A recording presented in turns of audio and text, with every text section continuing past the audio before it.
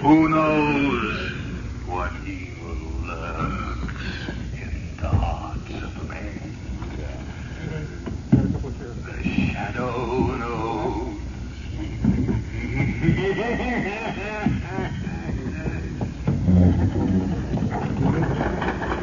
Blue Coal presents The Shadow, the man of mystery who strikes terror into the hearts of shopsters, lawbreakers, and criminals.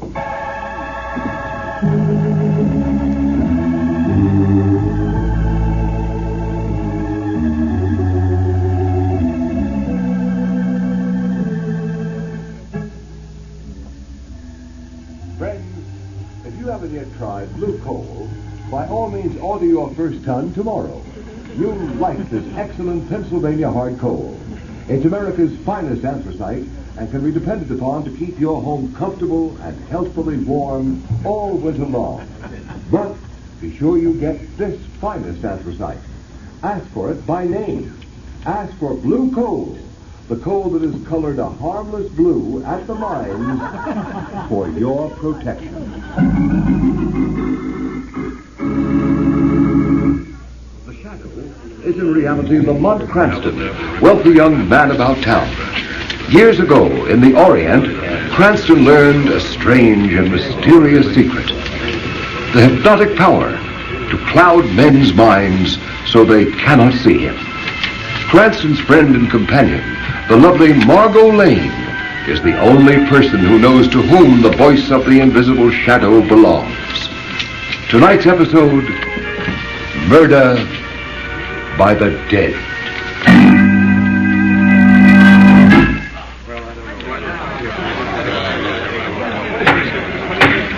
The court will come to order. The court will come to order. The prisoner will stand.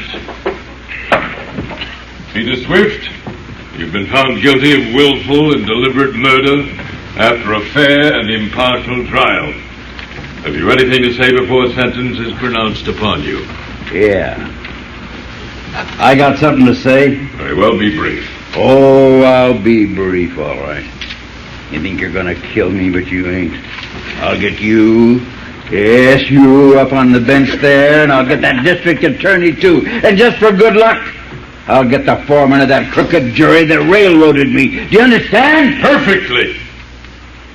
Your threats against the district attorney and the foreman of the jury will, I am sure, go as unnoticed as your threat against myself. Peter Swift, I hereby sentence you to be taken from here to the place from whence you came, and that there you be executed in the manner provided by the law. And may God have mercy on your soul. You will hang me, will you, you old fool? I'll get you, all three. And if I can't get you living, I'll get you dead. Take him away.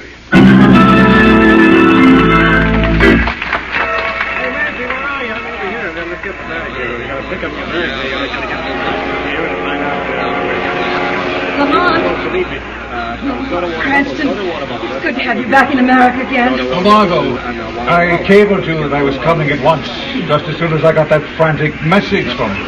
What's it all about?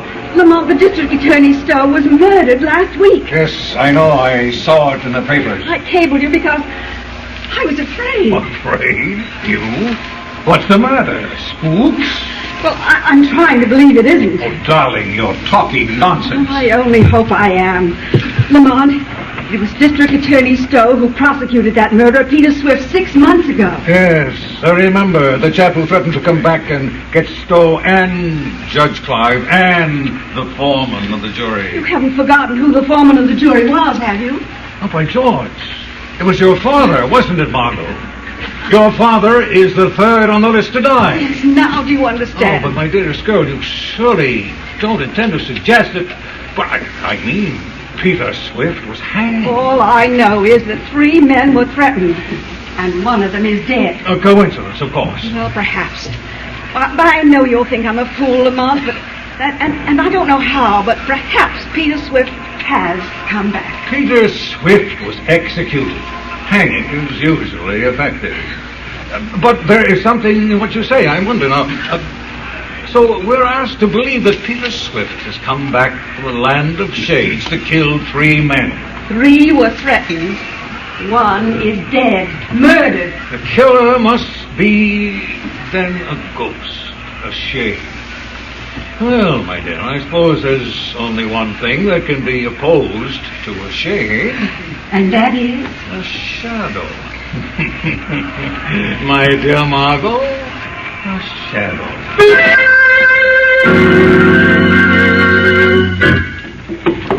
Will there be anything else, Judge Clive? No, that's all, Taylor. You might as well go to bed. I've got some work to do here in the library.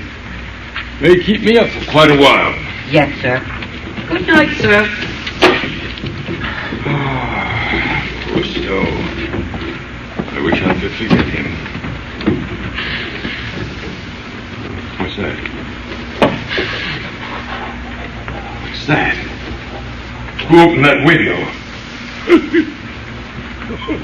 You! Oh, yes. You see me, Judge? Peter Swift? But this is impossible. Oh, the dead has come back to keep my promise. You're mad. Or I am. Ghosts ain't never mad, Your Honor. Ghosts? But that can't be. Don't say well. Would you?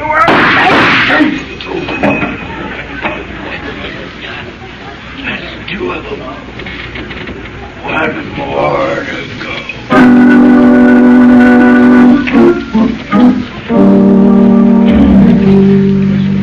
Cardona, you got that Clive housekeeper outside? Yes, Commissioner. Well, shoot her in. I'll get to the bottom of Judge Clive's murder if it's the last thing I ever do.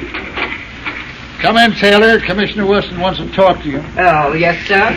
Mrs. Taylor, Yes, sir. I want to check your story. You told Sergeant Riley you left Judge Clive in his library about 11 o'clock? Yes, that's right, sir. Then what did you do? I locked the front door, and then I started to go up to bed. Go on. As I was passing the library door, I heard voices inside, so I listened. You see, I had let no one in, as I was surprised. Don't apologize. What did you hear? I heard a hushed voice, and then there were 2 shots, and the bell jangled. You tried the door. It was locked. So you ran around outside the house to the window, which you found open, right? That's right, sir. What kind of a voice was it you heard? Well, it was a kind of a hoarse, whispering voice. I couldn't make out what it said. I see. All right, Mrs. Taylor, that'll be all for the present. Yes, sir.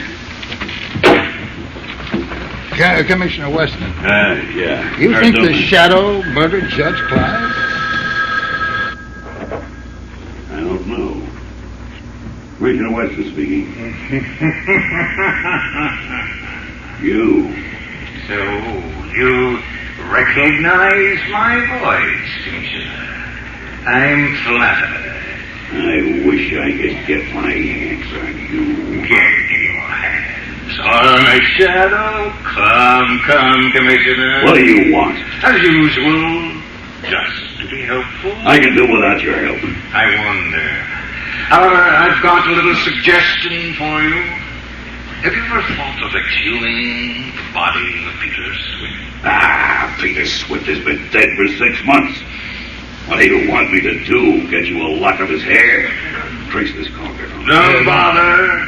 I'm walking from a booth at Union Station, and I'll be gone before you can get anyone here. No, Commissioner, I don't want a lock of Peter Swift's hair.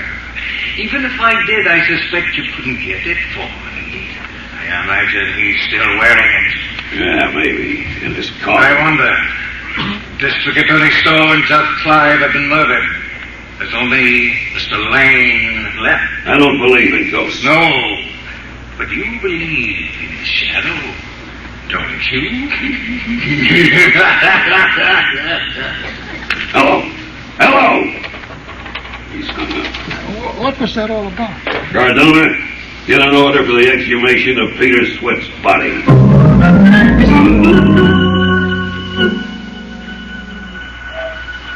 Margot Lane, stand by for orders. The police are on the right track, but they may be too late. Go to the Warden of State's prison. Pose as a newspaper reporter. Find out what disposition was made of Peter Swift's body following his execution. Hurry. Every second counts.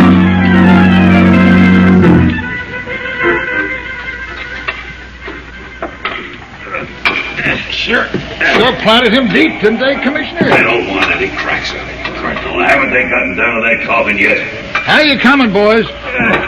Just hit the coffin, sir. We'll have it out soon now. Well, snap into it and get the ropes on. I don't care much about this job, Cardona. Digging up murderers in the middle of the night isn't my style. I'll have to take charge, sir. I know, Mike. But this is more or less of a personal matter between myself and that fiend who calls himself the Shadow. Get on those ropes! All right, boys. Pull those ropes. All right, hold that rope short. We don't want it slipping back on us. Now pull. Here she comes, sir. All right. Get busy with those screwdrivers and get the lid off. It's just nailed on, Commissioner. Then pry it off. That does it. She's open, Commissioner. Well, let me look. Now we'll know. What's this? Looks to me like bricks. The coffin's filled with bricks. But where's the body? Where's Peter Swift? Ask the Shadow. Shadow, no.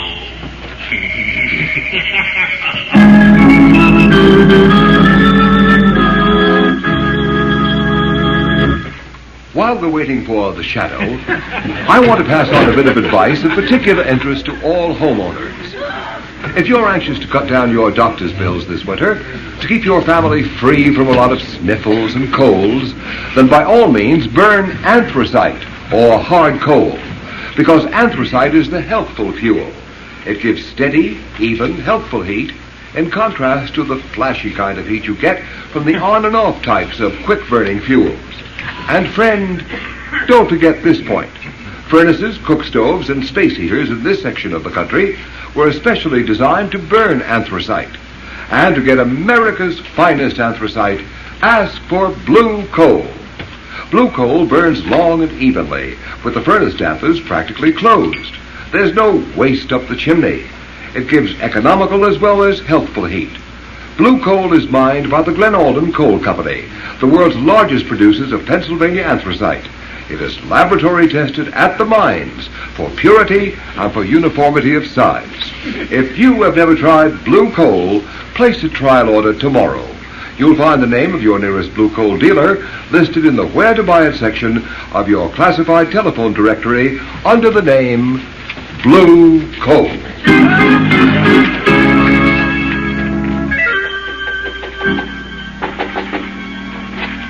Oh, Lamont. Thank heavens you're back. Well, come in, Margot. Lamont, I was right about Peter Swift. I was right. Yes, I know you were. I found out from another source. My darling, you're trembling. What's the matter? Oh, I'm all right. I've just come from the prison now. I guess all that talk about bodies and executions has unnerved me a little. Well, I'm terribly sorry I had to ask you to do it, but time is so short, and I had to be somewhere else. Oh, I understand. No, calm down, and tell me just what happened from the beginning. Well, I went to see the warden, said I was a newspaper reporter, as you told me to, and asked him what happened to the bodies of executed men. Yes? Well, he told me if the relatives don't claim the body, it's turned over to the State Medical College. So I asked him about Peter Swift. Go on. The warden said that according to the record, Peter Swift's family called for his remains.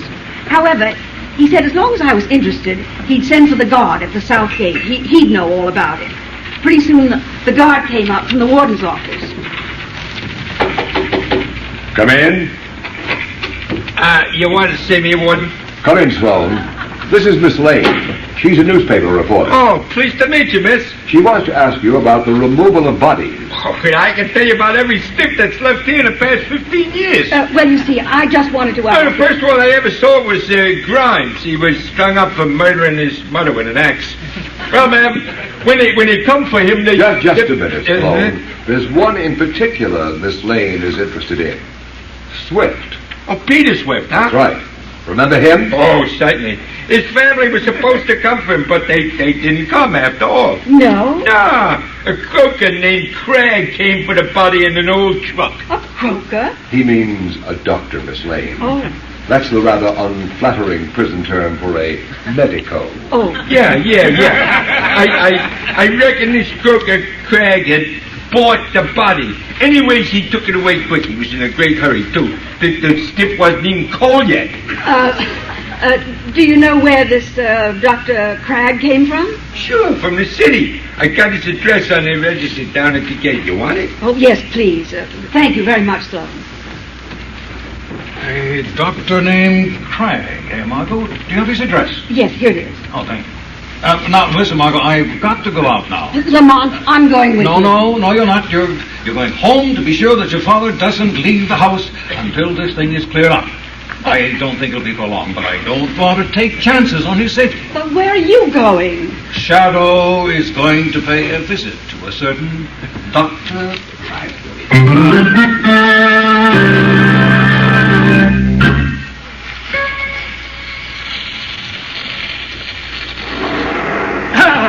The solvent! At last! I've got it! Dr. Cragg? Huh? Who was that? Who spoke? Does it matter? I'm right here, at your elbow. You lie. I'm the only person in the room. Oh, no, you're not, Doctor. But I wouldn't turn around to find out if I were you. Where are you? Where's that voice coming from? I can swear there's no one else here. Then you must be having hallucinations, mustn't you, Doctor? I'm sane. Sane. I'm sure you are, but you can't see, that's all. What do you want? Just a favor, at a price. A good price. How much? $20,000. Yes, a good price. Well, I've got a friend booked to hang on the 23rd of this month. what's that got to do with me? You might ask. 20 grand. Who's your friend? His name is Louis. Three-fingered Louis. Well, what am I supposed to do about it? Perhaps you could keep him alive. So, why come to me? Drop that gun, Doctor. I've got you covered. You dirty... You can't shoot the shadow. Shadow. You don't mean... Yes, I mean the shadow, Doctor. The shadow just wants a little information. You won't get it. Little information as to how you resuscitated Peter Swift.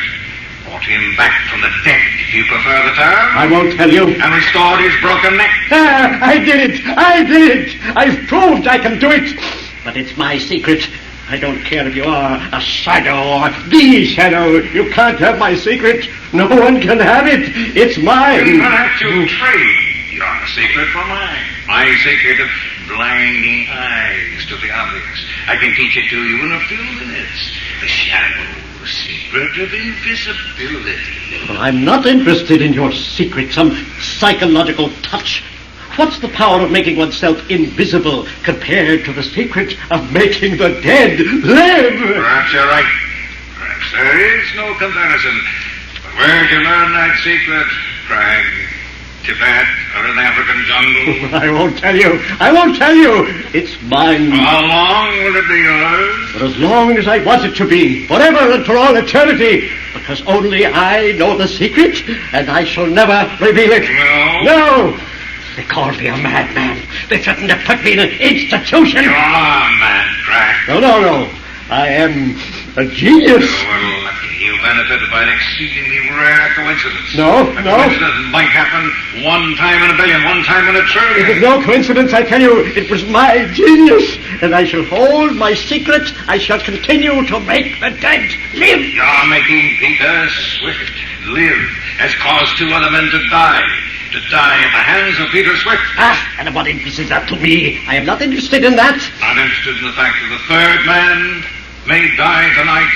A man named Ross Lane. What do I care about Ross Lane alive or dead? It is nothing to me. Will you bring Ross Lane back to life? Oh, I could.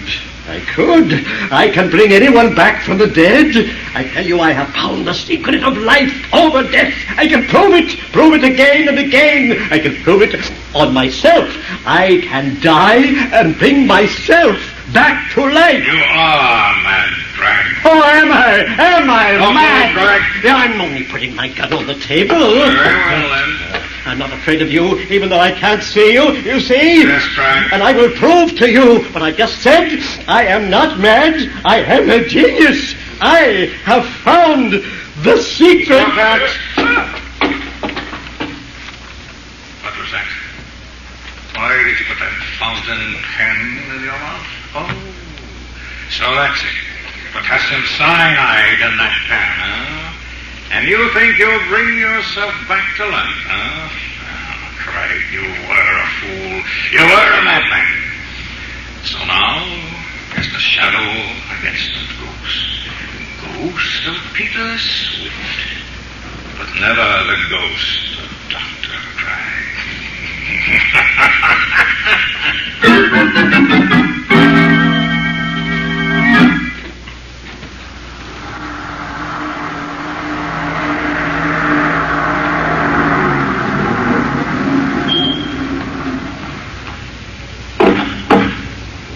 That you, Jenkins? Good. I'll be right out. But Mr. Lane, sir, Miss Margot left strict instructions that you were not to go out of the house. Oh, she did. Well, when she comes back, you tell her I went out. I'm not going to be ordered around by my own daughter as if I were a child of 3. Ridiculous. I can take care of myself. Open the car, Jenkins. But Mr. Lane, the Danger my eye. I'm going straight to my own club. It's my own car with my own chauffeur. The club, Jenkins. Yes, sir.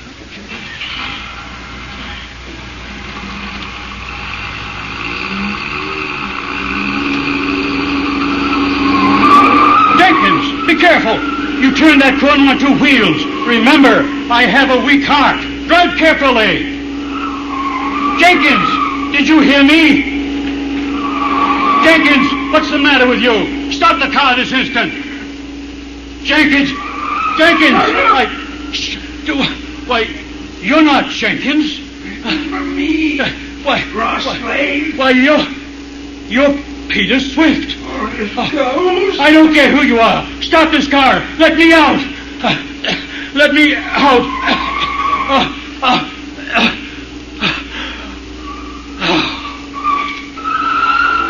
Fool.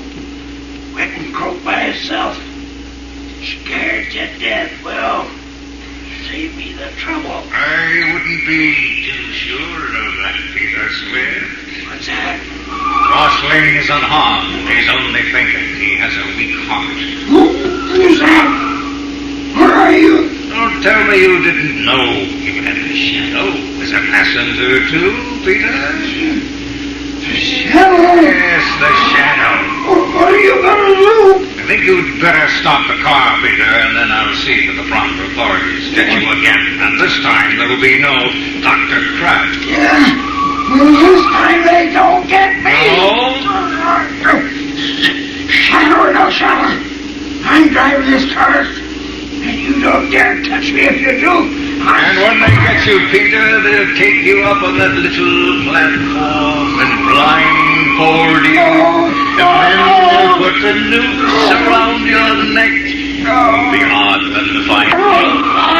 Your driving is positively reckless, Peter. I think the emergency brake is indicated.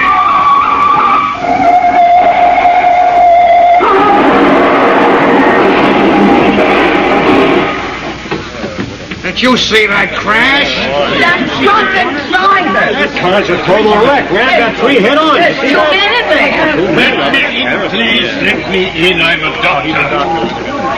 How about it, Doc? The old man in the back is all right. He's just fainted. Shock probably. And the other? Well, I'm afraid the shortly he is done for. Broken neck. Oh, this is funny. What's that, Doc? The chauffeur has a metal brace on his neck now. He must have broken it once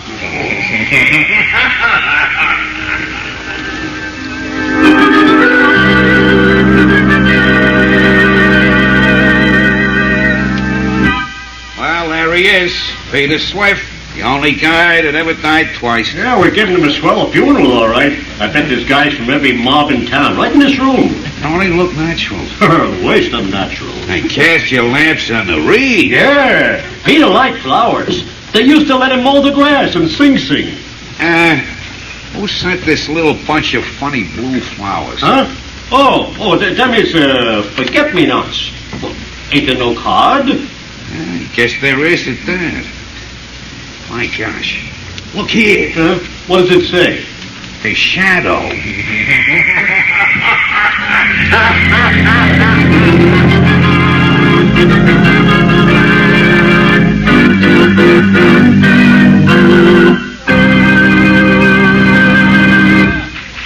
Ladies and gentlemen, before today's thrilling episode in the life of the Shadow comes to a close, we have an announcement that I'm sure will be of interest to everybody. Beginning today, Mr. John Barclay, our blue coal heating expert, will give a series of practical talks on the subject of automatic heating. Ladies and gentlemen, Mr. Barclay. Good evening, friends. Today, more than ever before, we realize the need for absolutely uniform heat in order to enjoy really healthful living conditions. However, many people are under the impression that it is necessary to spend huge sums of money and install elaborate equipment in order to have this uniform heat. In other years, that was true. But today, you can have uniform heat 24 hours a day for as little as $18.95. That's the price of a blue coal automatic heat regulator. Is this a simple device which can be installed on any kind of heating equipment? Oh, yes. It works equally well. Hot air, hot water, steam or vapor heating plants, even on space heaters, which you probably know of as parlor stoves. Not only is the blue coal heat regulator so inexpensive that anyone can afford one, but its operation is simplicity itself. It consists of a thermostat located right upstairs where it's always handy, or you can have it in your living room, your dining room, your kitchen, anywhere at all. This thermostat is then installed to connected to a silent motor located in the basement near the furnace. Is it easy to install? Why, yes. Yes, the installation of the blue coal heat regulator is such a simple matter that it requires but an hour or two. In fact, you don't even have to let the fire in your furnace go out.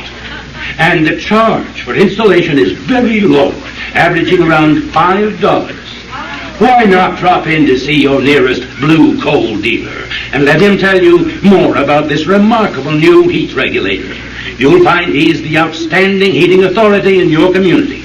And take advantage of his John Barclay trained serviceman, who is qualified to give you expert counsel on any heating problem at no charge whatever. I thank you.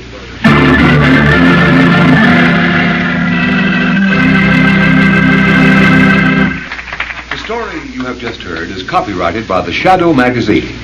Any similarity to persons living or dead is purely coincidental. Weed of crime bears bitter fruit.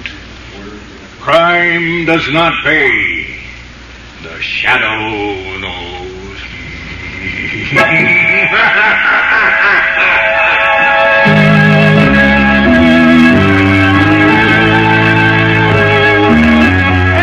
Extra, hear all about the shadow. Next week, same station, same time, the shadow returns. His latest adventure, same time, same station. Extra, don't miss it. Extra.